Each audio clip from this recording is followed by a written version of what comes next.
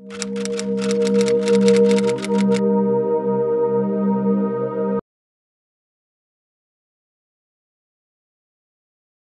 bueno, es justamente el psicoanálisis lo que hace es buscar las raíces de nuestra personalidad, de nuestros conflictos, etcétera, en la memoria de nuestra propia historia, ¿no?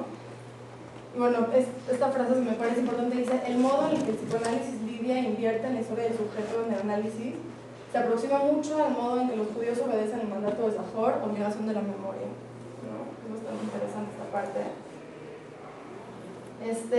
Y bueno, esto está en ambas partes, ¿no? Pero se dice que entender la historia personal como fundadora del presente, tanto en psicoanálisis como en el judaísmo, o sea, en Pesaj lo que decimos es, o sea, dice: recordarás que tú fuiste esclavo en Egipto, no tus padres ni tus abuelos, tú, ¿no?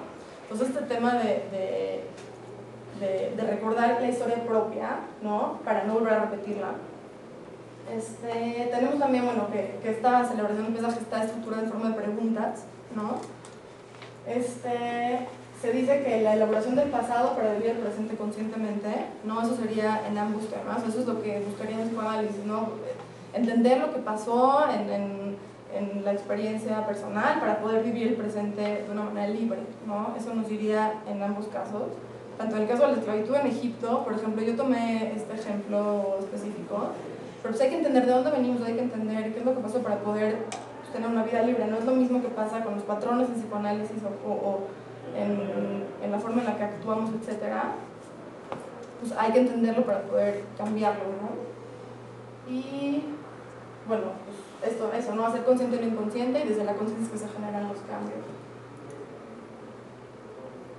Y bueno, hay otra parte que es bien interesante. En el Talmud ya tenemos bastante, bueno, encontrar algunas partes donde parecen tratados de psiquiatría, es increíble. Pero desde esa época, estaba leyendo que desde esa época que ya empieza la medicina occidental, de alguna manera, Hipócrates, etc. Desde esa época, la medicina talmúdica, las explicaciones talmúdicas están totalmente en otro sentido, están totalmente despegadas desde ese momento del tema racionalista, positivista, etc. Y hay una parte en la que dice que el hombre, en el Talmud dice que el hombre está enfermo por ser un medaber, ¿no? Por ser un hablante, por el lenguaje, ¿no? Y esto es lo mismo que nos dice Freud. Él nos dice que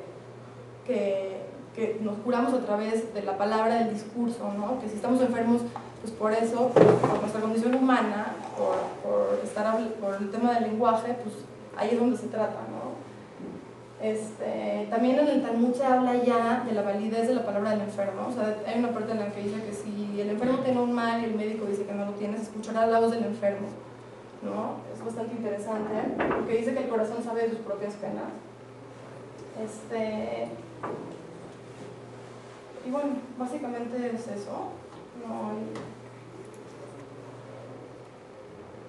Y bueno, pues así termino, que dice: recordar para no volver a vivir, que sería como una cuestión judaica, y yo la ampliaría en el tema psicoanalítico: recordar, entender y elaborar para no volver a vivir, ¿no? O sea, como el tema de hacer consciente lo inconsciente, elaborarlo y poder integrarlo a la vida de alguna manera más funcional, pues es la forma en la que nos curamos, según Freud o lo que sea. Y bueno, un poquito rápido, son temas muy completos, los pasé muy rápido, pero no sé, preguntas, comentarios.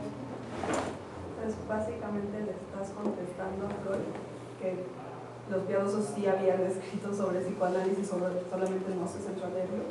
No, justamente.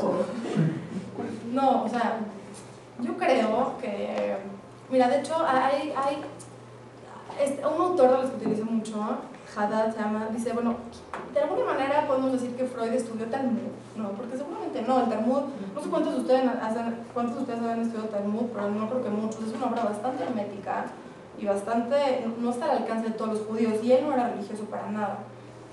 Lo que yo creo es que la cuestión de la religión y todo este pensamiento judío que está permeado en la educación judía y en las tradiciones, y en muchas partes, aunque no sea explícitamente, hacen al judío mirar, también porque el judío es un otro, que es lo que decía, ¿no? Que el judío es un otro en donde está, pues le da la posibilidad de mirar las cosas desde otro punto de vista.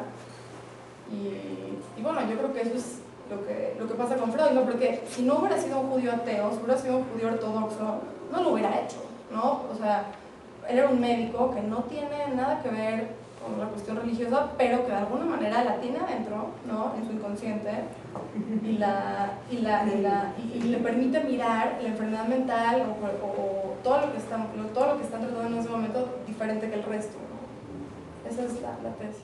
Un curso que Freud manda a una congregación,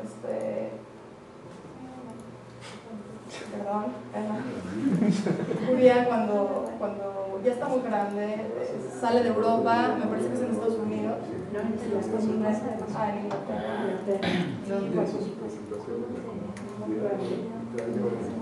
Y bueno, él dice lo siguiente, este es su discurso, ¿no? Dice, se los doy rápido. Sí.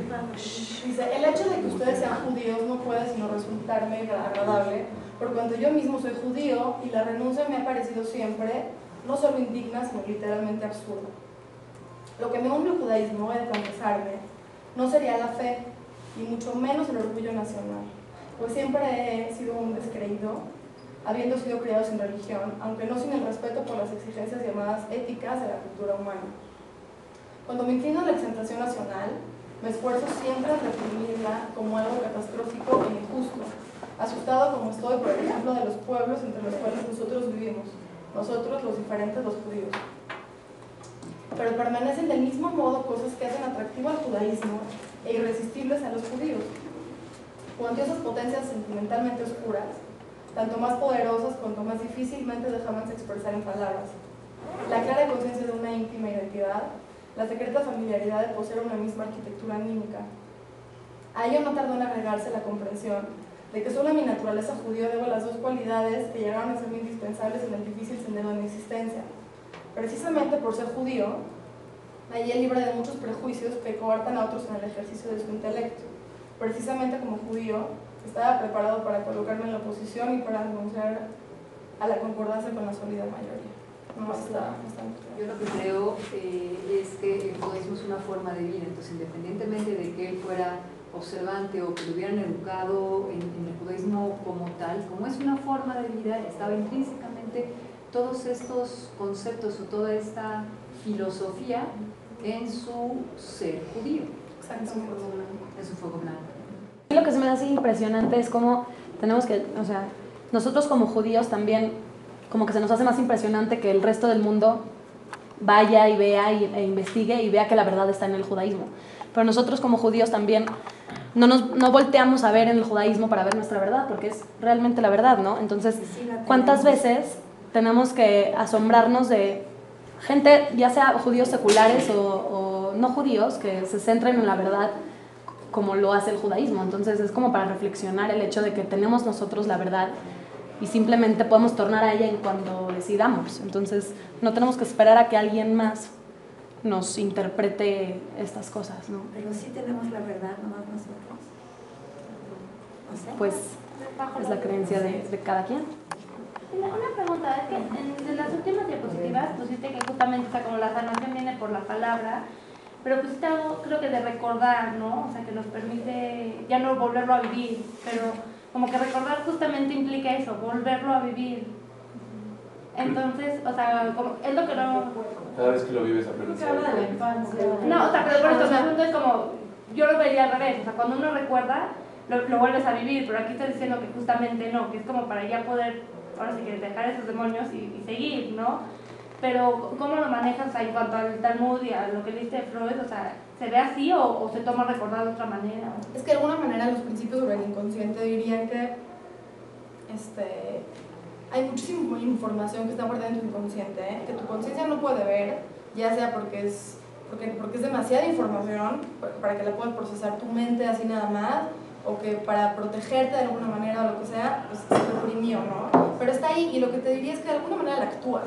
O sea, de alguna manera tus patrones que vas siguiendo, pues los vas reactuando pero no te das cuenta. Entonces, de alguna manera lo que se propone es ese contenido inconsciente, hacerlo consciente, recordarlo pero conscientemente, pues para poder cambiarlo, porque si no, no hay manera de que tú te des cuenta de los patrones que estás haciendo. Es más o menos por ahí va. Sí, no sé si. A mí también como decía Joyce, pues, igual y el rezo, por ejemplo, tiene una parte muy terapéutica, los rituales, por esa parte, ¿no? Pero bueno, podemos entenderlo así o podemos entenderlo desde el punto de vista en el que, por ejemplo, toda esta sabiduría de alguna manera, lo que yo estoy proponiendo es que un judío, ¿no? De alguna manera transportó esos conceptos, a lo mejor sin darse cuenta, hacia otro terreno, ¿no? Que es lo que resalto. Nos recuerda que tenemos que estar cuidándonos de un mal vecino, de alguien que nos puede querer mal.